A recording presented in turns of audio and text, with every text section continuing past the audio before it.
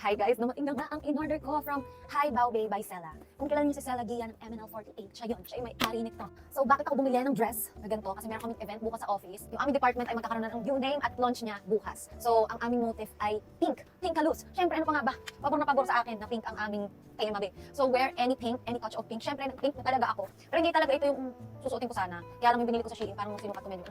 So naghanap ako ng iba. So akalain mo ba, ngayon ako naggalbe. Rush na naman ang ginawa. Bukas na ang event. Rush na naman ang ginawa. Bukas ang event. Ngayon ako nagpa same day shipping be ng Hi Baobei by Sela Gia. So ano pa nga ba? Buksan na natin to. ASMR na. Na-ASMR ko na kanina. So dumating siya ng nakaganto. Pinag-Grab Express ko lang to. Pinapick up ko sa Manila. Ay! Ang ganda, Viv! Ganyan ang kanyang packaging. Hi, Baobei by Sela. At eto na! Eto na siya talaga, Viv. Sobrang pretty! Ang ganda. Tignan nyo, meron siyang mini bows. Ang ganda! Oh my God! So, ang binili ko ay size small. Nakikita niyo ba siya? Ganyan siya. Oh my God. So pretty. Tapos, itong nasa likod niya is para dito sa neck banda. So, what if i-try na natin siya? Yan siya, guys. Yan siya. So, ano pa nga ba? I-try na natin ang dress.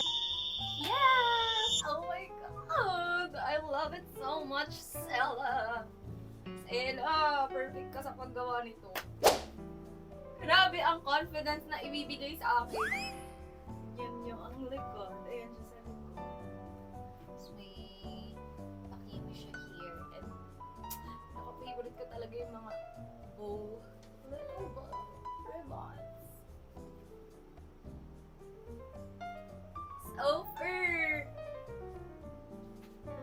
So for shoes, hindi ko pa alam. Baka magtingin pa ako mamay. Papasama ako ulit. Maghanap. Sana may mahanap na ako para tapos na ang paghihirap na to. Pero, grabe.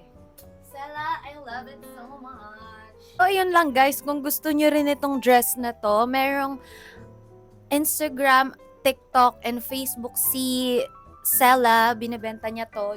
Ang alam ko, Baobei, nag-rename siya, Baobei, pero pag sa IG and TikTok, ano pa rin siya? Ano ba yun? G by Sela pa rin yung name nung mga shop niya sa IG, sa TikTok, and Facebook. So, check nyo na kung gusto nyo rin tong super pretty, cutesy, very demure na dress for formal occasion. Formal, tas labas ang tiyan mo. Yun lang guys, bye! So, hi guys. Sabi ko kanina, nag-film ako kanina nung isusuot kong damit para bukas sa event namin sa office. Sabi ko, di ba maghahanap ako ng shoes. So, after nun, kumain lang ako saglit, nagbalot ako, tapos pumunta na kami ng SM Aura, tapos nagtingin ako dun ng mga shoes. So, nauwi pa rin ako sa, malamang, sa favorite. So, pumunta ko ng Charles and Kit, tumingin ng mga shoes doon. So, naghahanap ako ng shoes na white lang since soft pink yung dress ko. And sabi rin ni Thea, maghanap ng white shoes dahil yun ang babagay. So, tama naman. So, eto, i-unbox natin siya.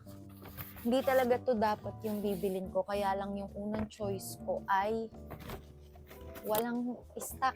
Babae. Wala pang stock. So, ito siya.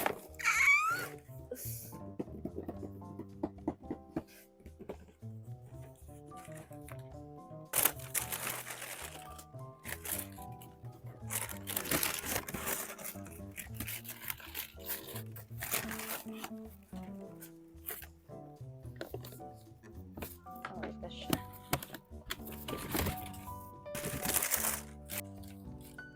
So, ito siya. So pretty. Ganyan lang yung style niya. Sobrang simple. Very chic. Tapos may gold siya na ganyan yung takong niya. Ito yung details niya. Andyan yung name niya na Charles & Kit. And yung sa may sakong niya. Ayan, ganyan yung style. Medyo, ewan ko nga, maluwag sa akin yung dito banday. Pero size 8 kasi ako. So, ito talaga yung kinuha ko, size 8. Kung magsa-size 7 naman ako, sobrang liit na nung ano ko dito. Ipit na yung liliit ko dito. So, ayan ang aking isusuot for tomorrow for my shoes. Ayan siya. Sobrang ganda. Simple lang siya. Ayan. This is my third shoes na binili sa Charles & Kit. And I'm happy kasi it's sobrang maganda.